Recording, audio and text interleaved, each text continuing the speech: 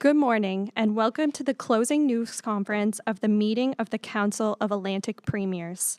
My name is Morgan Martin, and I'll be your moderator this morning.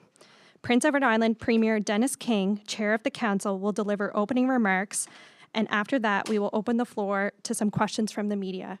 Premier King. Thank you, Morgan. Good afternoon. Bonjour, Quay. Good morning. I guess we got to start it ahead of time here. So I want to thank you all for joining us here today. I'm joined by my Atlantic colleagues who I've been happy to host over these last couple of days, not only for the Council of Atlantic Premiers meeting, but also for a very special event opening the 2023 Canada Winter Games. The 23 Winter Games has been years in the making. And I think I can say on behalf of all of us here that the hard work and the many staff and volunteers over the last 4 years have allowed us to roll out the red carpet and welcome the nation to PEI, and over the next 2 weeks to allow some of the most talented athletes to compete in their respective sport, to celebrate culture, to build friendships, and to make memories that will last a lifetime.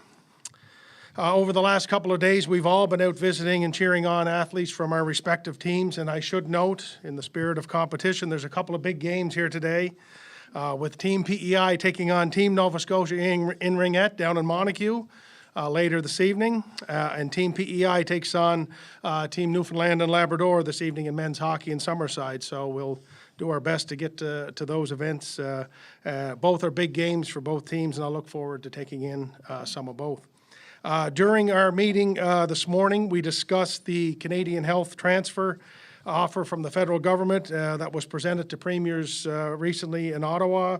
We also discussed how we can continue to innovate and modernize our healthcare system, not only in our respective provinces, but in the region as a whole, focusing on system upgrades and new approaches which will be key to achieving the access that Atlantic Canadians expect and deserve. Over the last number of months, our 4 provinces have been working on launching an Atlantic Register for physicians and surgeons to improve mobility within the region and to cut down on the unnecessary red tape and administrative burden for physicians who want to work within the region in any of our healthcare systems. So starting May 1st, 2023, physicians will now be able to opt in to the Atlantic Register and will be able to work in any of the Atlantic provinces seamlessly without any additional licensing requirements.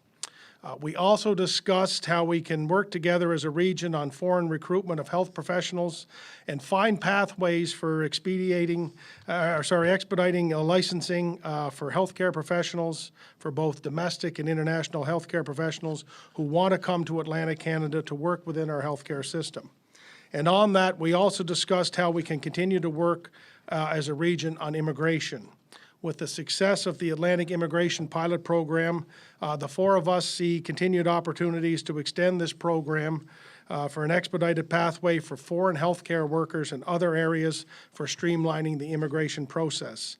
As part of our discussion today, we will be writing Federal Immigration Minister, the Honourable Sean Fraser, to invite him to join us for an Atlantic Immigration Summit to explore these new opportunities.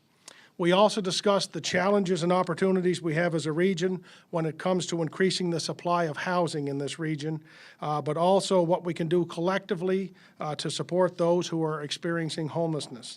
As a group, we know that more has to be done to increase our supply of housing in the region, and we are committed to working together with our respective local municipalities to speed up new construction and create new opportunities for increasing the housing supply and increasing the vacancy rate within our respective towns, cities, and in our provinces. We discussed also the importance of regional air travel for Atlantic Canadian residents and the need to ensure access to reliable and affordable regional air routes to ensure the connectivity within the region and improve access to the rest of Canada as we participate in this small global economy. And last, at the conclusion of the meeting, we talked about the recent Bell 911 system outages that we have experienced in the last number of weeks. We raised the importance of having a resilient and robust EMS system that Atlantic Canadians can rely on.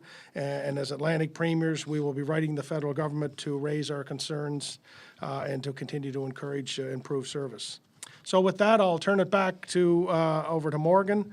We'll take some questions from our friends in the media, and once again, thank my colleagues, Andrew, Tim, and Blaine, for making this weekend very special. Terry, The Guardian.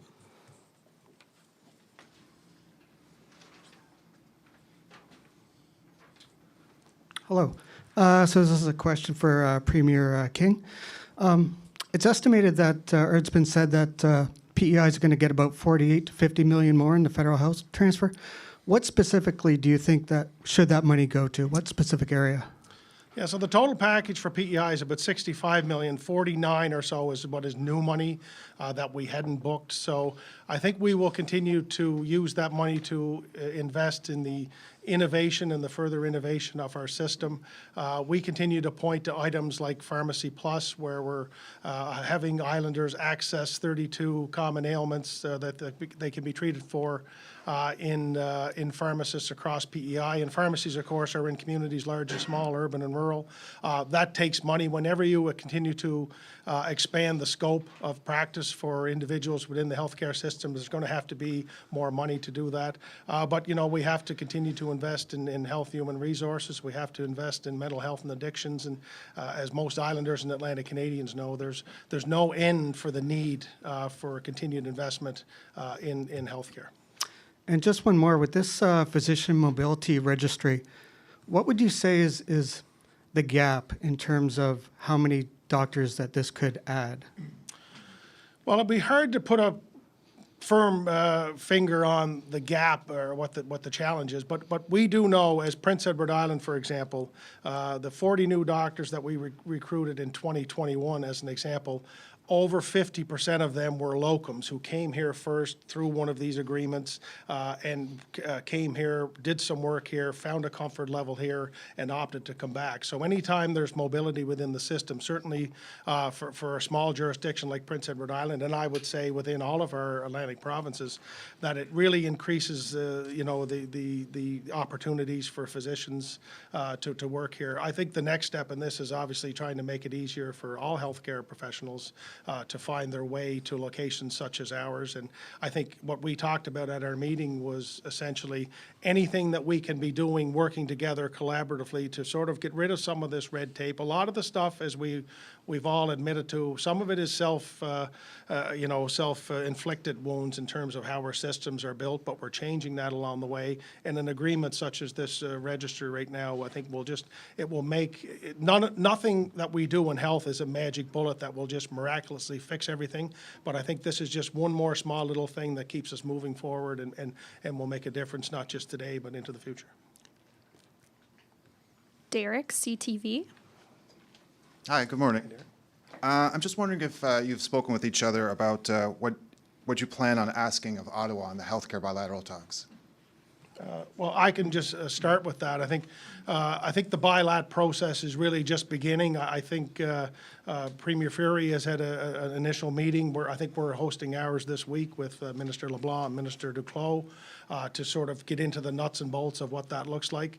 But I think through that process, I think it's really trying to make sure we have an agreed upon, focus of shared priorities for mental health and addictions, health, human resources, all of the things that were outlined in that deal. So I think certainly as a small jurisdiction and within this region, which is a small jurisdiction in our country, we have tended to do better when it comes to the bilateral process in terms of getting money more directed, but actually getting a bigger chunk of money. So that's what we're really hoping for here in this process. But I think maybe we'd start with Andrew and he could give us the most up to date. Thanks. Certainly, the meetings that I've had with Minister LeBlanc and Minister Duclos have been very productive.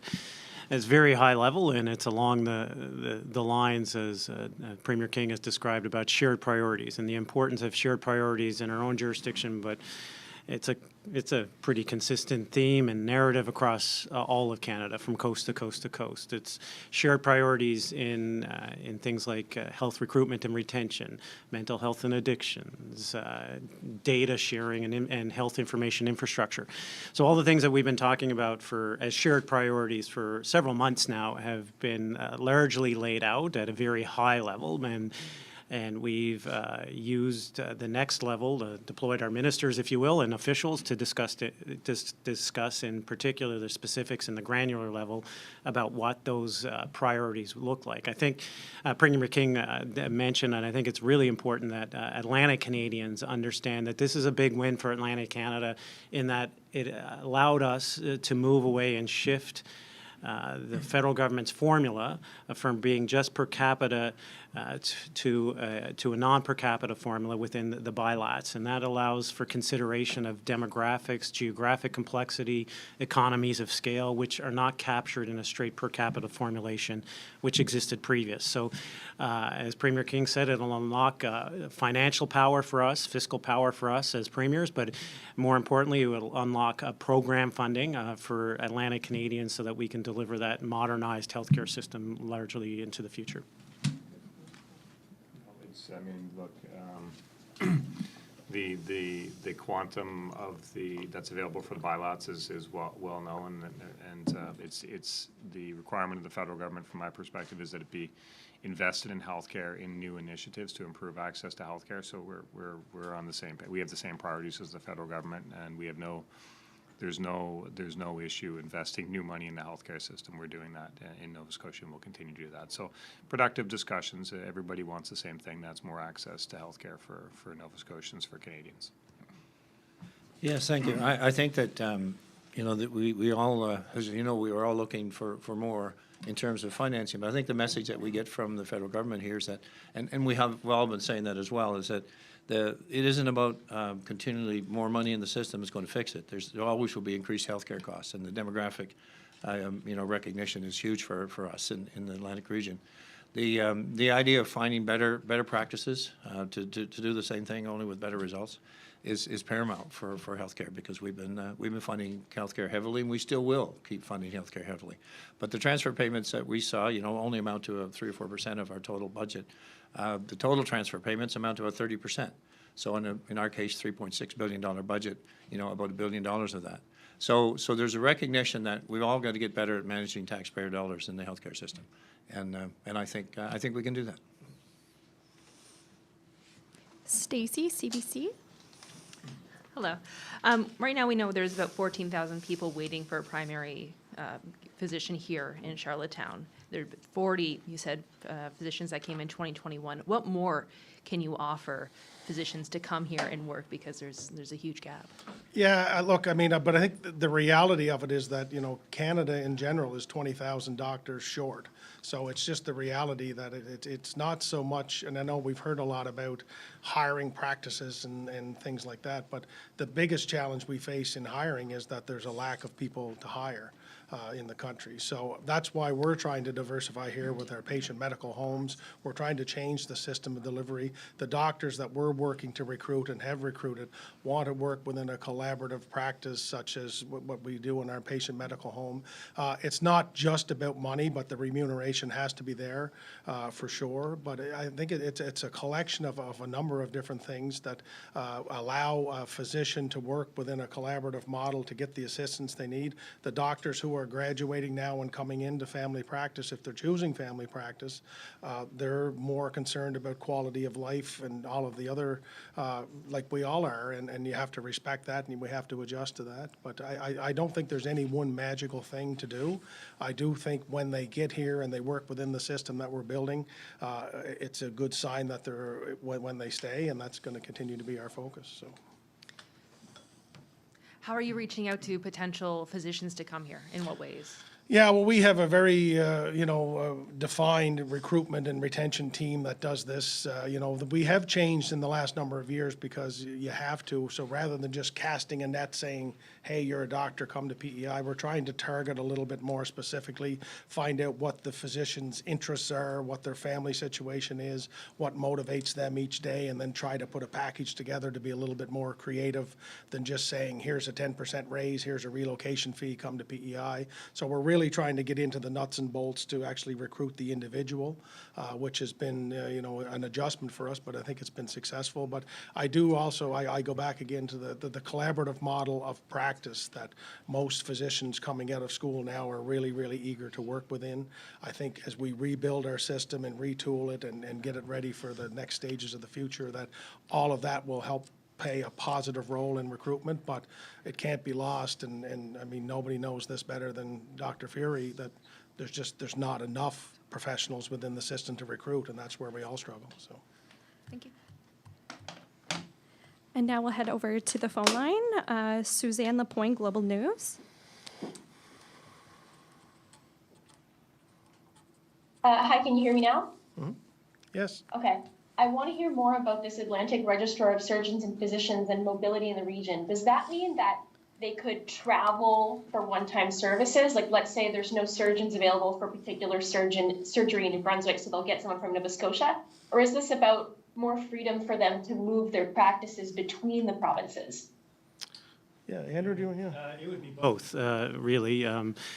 Right now, for example, when I fill out my college paperwork, I just get a license for Newfoundland and Labrador. So for me to come and work in PEI or New Brunswick or Nova Scotia is quite onerous. And it can be a significant barrier and a significant deterrent for a practicing physician to either take a locum piece of work or to split their practice, if you will. So what this will do is allow physicians in each province to, as they're filling out their annual college renewal, to opt into an Atlantic licensure. So people who would like to move around in the summertime, for example, PEI is a beautiful place and want to come and spend a couple of weeks with their family, they could certainly do that. Equally, as someone who's now trying to secure medical services from the province's perspective, it will open up the pool of people who are available for certain gaps in the system, as you suggest. For example, there's not an emergency room physician available for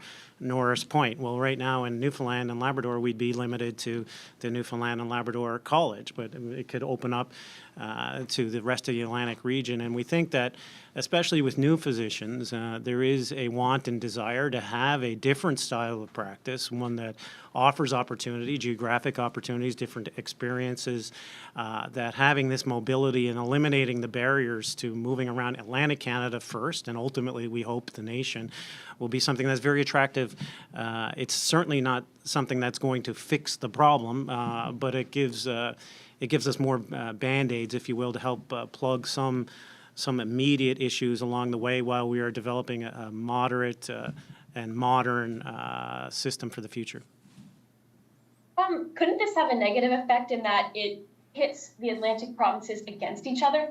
So, for example, if one of the Atlantic provinces pays more than another, then if the physicians don't have those barriers in place, they could just easily move to the highest bidder. Those barriers aren't in place now.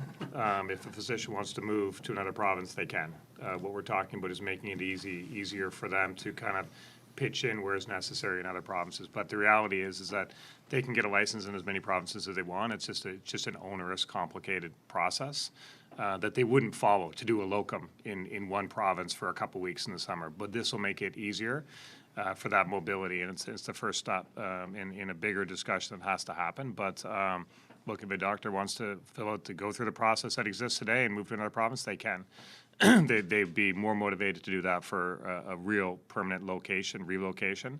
What we're talking about is, temporary pitching in, mobilizing the resources of the region to help where it's really needed, and making it efficient in a way that we can do that. And beyond that, professionally, it's just the right thing to do. I mean, right now, we trust in Newfoundland and Labrador, we send our transplant patients to Toronto, for example. We send some patients to Nova Scotia for specialized care, but it's an onerous process for that surgeon or provider to come to Newfoundland and Labrador. That just doesn't make any sense. Professionally, it doesn't make sense. Canada is a small country from a population perspective. We all have great medical training, great credentialing.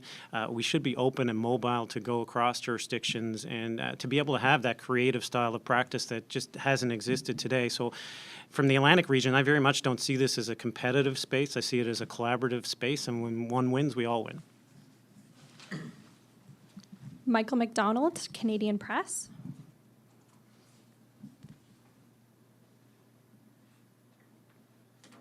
Yes, thank you. Last week, as you all know, the Public Order Emergencies Commission issued its report on the Freedom Convoys, and it found that the federal government had met a very high bar for invoking the Emergencies Act. You've had a bit of time to think about this. There are implications for the provinces. I'm wondering if any of the premiers want to weigh in about how they feel about that report and how it was handled by Ottawa. I guess I can start. I quite honestly haven't read too in-depthly the report as of yet. Was briefed very informally as to its contents, but in watching the news coverage, it's obvious that the federal government met that criteria. But I do think this is something that is designed to be used sparingly, if at all, for only very, very significant and serious reasons. It wasn't something that impacted Prince Edward Island, and I made that known when we were on the call with the Prime Minister when he had talked about invoking the Emergencies Act. But you know, I think there's always lessons to learn from all of these experiences that we're living through, and I think that you know, the bar should be high to when you're setting it to invoke the Emergencies Act, and I think we'll learn a lot from this.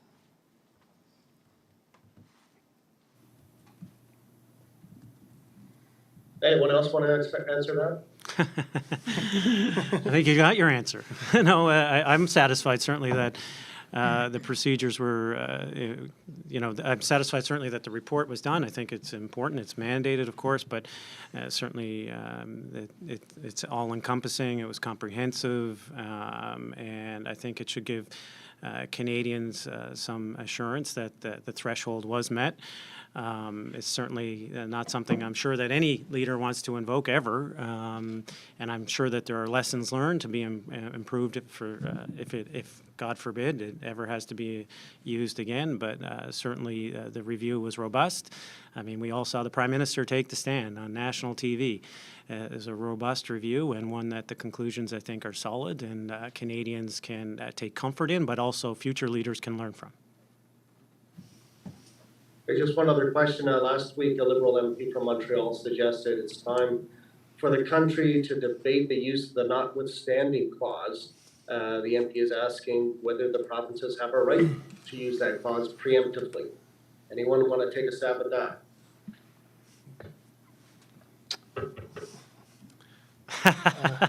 Notwithstanding no one answering, I think,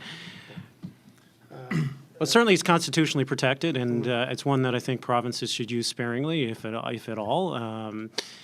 You know, I'm not going to weigh into what the federal debate is on it, but it is something that is rightfully and prescriptively assigned.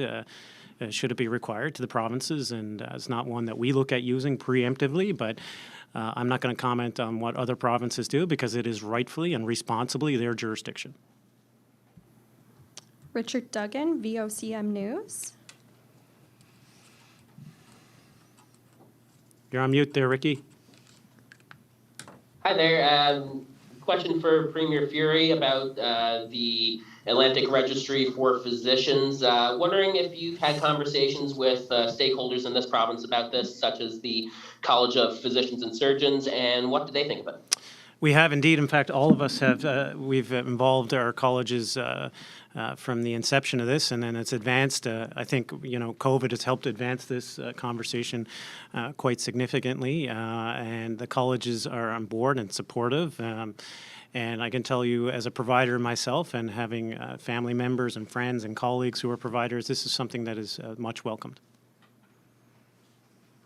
And it was mentioned that regional air travel was discussed at your meetings. I spoke with Hospitality NL last week, who said that air access is their biggest concern in Newfoundland and Labrador.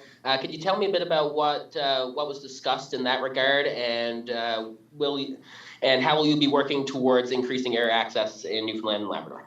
Sure. It's a shared concern. It's not unique to Newfoundland and Labrador. It's shared across all the Atlantic region as we're coming out of COVID-19 and the pandemic. The travel industry, the tourism industry, the air industry has been completely disrupted, and what it looks like now is not what it looked like before the pandemic. And we want to ensure, as an Atlantic region, that we have those routes, that availability to businesses, to travelers, to tourists, reestablished to the same levels it was before the pandemic. We do notice, and paying, not to speak for everyone, but we're certainly paying attention to the national carriers and how they're changing their scope, if you will, and certainly as it impacts this region. And we're looking at creative ways to work together to ensure this region is protected with respect to air travel, and whether that's discussing from a more aggressive stance, if you will, or perhaps a more incentivized stance, some of the more local carriers, to see what their capacity is to expand or be creative within the region and connecting the region to major markets. I think that's something that we'd be willing to discuss together, or certainly something I'm willing to discuss as Premier of Newfoundland and Labrador with those individual providers. I know Minister Crocker has had great discussions with international providers and regional providers as well, and it's a struggle. It's a struggle for with respect to human resources within that industry. It's a struggle with respect to the supply chain management within that industry and security of aircrafts even. So it's something that we'd love to continue to work together. I know Premier Houston has done a heavy lift, and Nova Scotia has done a heavy lift in ensuring that the region is protected from a national carrier perspective, but we want to make sure that it's extending beyond to all the provinces. The tourism industry is so important in PEI, it's so important in Newfoundland and Labrador, that we want to make sure that we have people want to come. We want to give them a way to come, and we'll look at every opportunity to create that. Catherine Moraz, Radio Canada.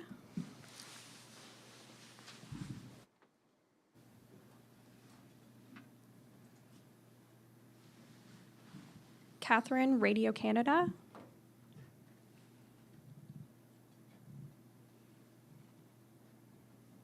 Hi, can you hear me? Yes. Oh, hi. Sorry, I was having technical issues. So my question is for all premiers. As we know, Quebec is faced with an increase of irregular migration. So Premier François Legault has officially requested to Justin Trudeau that irregular migrants be sent to other provinces in order to alleviate pressure on provincial services. So I would like to know how the Atlantic provinces react to this request. Well, I can start, I guess, as chair of the Council of Atlantic Premiers. I had a conversation, I think most of my colleagues did, with the Federal Minister of Immigration, Sean Fraser. He had called and wanted to find out what PEI's capacity or ability to provide a location for some asylum seekers to take some of the pressure off the Premier of Quebec.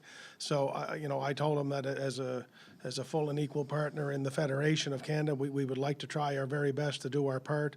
We do have significant challenges that we're dealing with right now in terms of housing availability.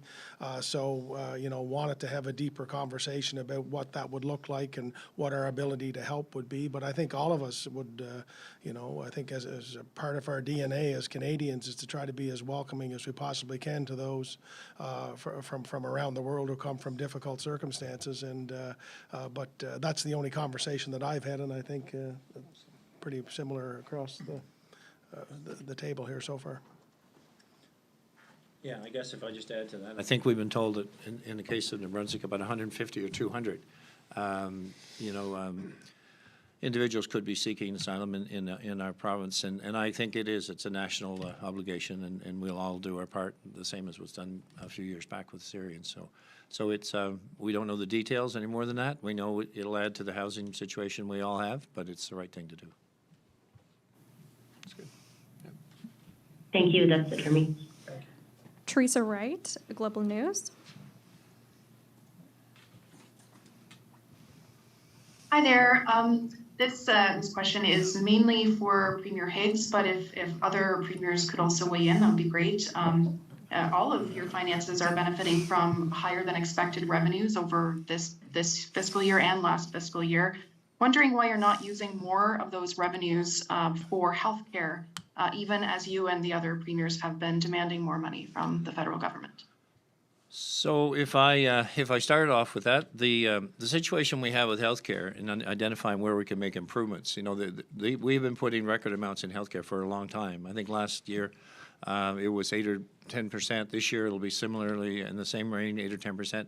But the fact is, you know, you every time that we talk about it, it's saying, okay, I'll put money anywhere I possibly can that patients will see better results. So if we can do more surgeries, we'll certainly do that, and we'll utilize our facilities all across the province, and we'll do weekend surgeries, which is what we're doing right now in one area. We did the cataract surgeries in the north as a pilot. We've reduced the wait time for cataract surgeries by 70%, and we will continue to put money anywhere that it'll reduce, you know, the backlog, the waiting times. And we can make better use of the resources we have. So I know it's always a headline to say I've put another $5 million in healthcare or whatever, but if it doesn't have any results tied to it, it doesn't really mean much. And I guess if I used a little stat just as a conversation, so we have about 55,000 now on a wait list, and that's down from 75,000.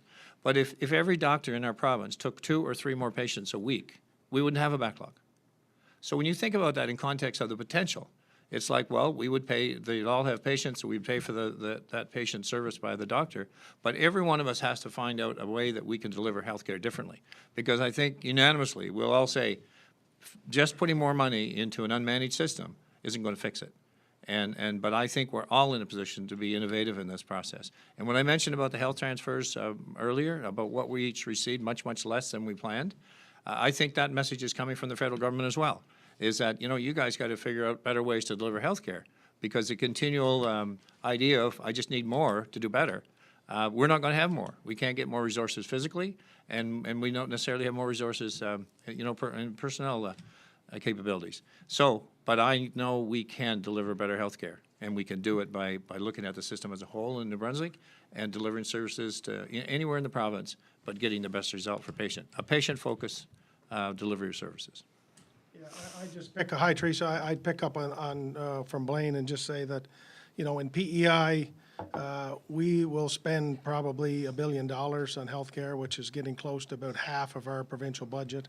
But I've also been consistent from the very beginning on this very challenging file in that this isn't just about money. Money is needed, and as we innovate and change the system, it's going to take some money. But, you know, as I said in the news conference following the meeting with the Prime Minister in Ottawa, is that I don't want anyone to leave this meeting and think that there's a bunch of money on the table and now everything in healthcare is fixed. And so I think we've demonstrated over 4 years that we'll put whatever money we need and can to put into improving the healthcare system. The money coming from the federal government will be on top of that, and it will be important and it will be needed. But the innovations and tweaks and things that we have to continue to make within the system are just as important as the money. But I think our budget will increase this year 11 or 12% in health alone, and that's a pretty significant investment at a time when it's needed. So. Also, concerns have been raised about some of this money perhaps going to a for-profit healthcare services and clinics.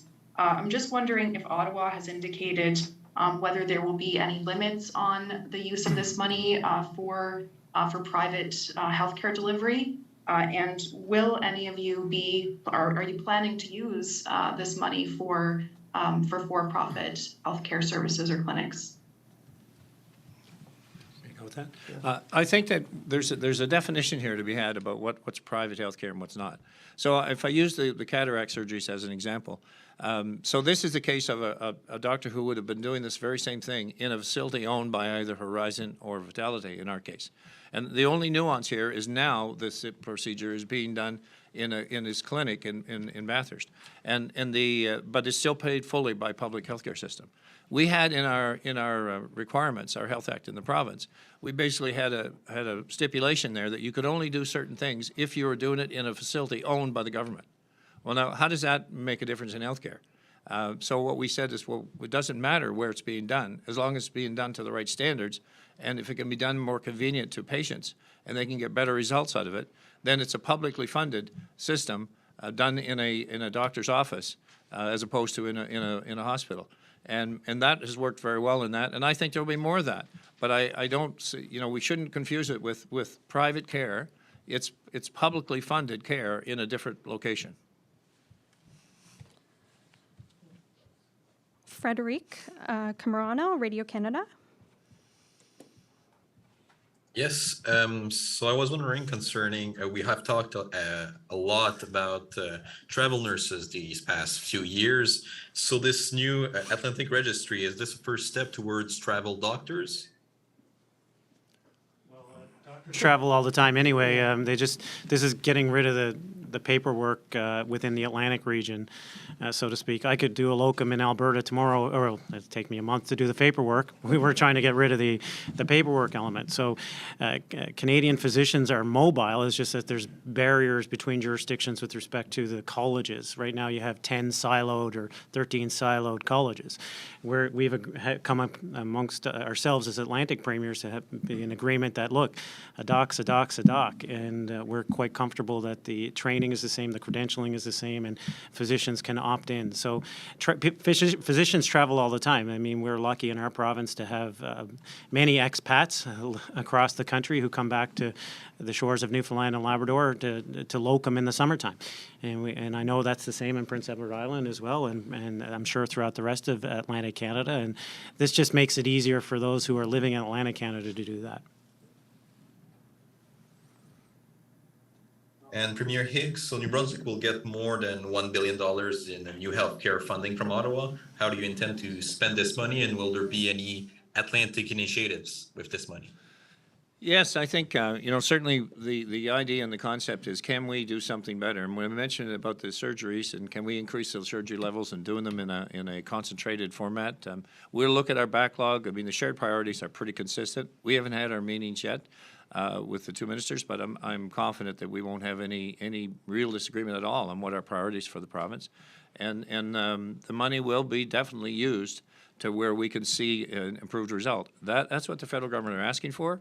And certainly that's what we need to see, is that the patients can feel the difference. And so we will be using that allotment to do just that. Kate McKenna, CBC.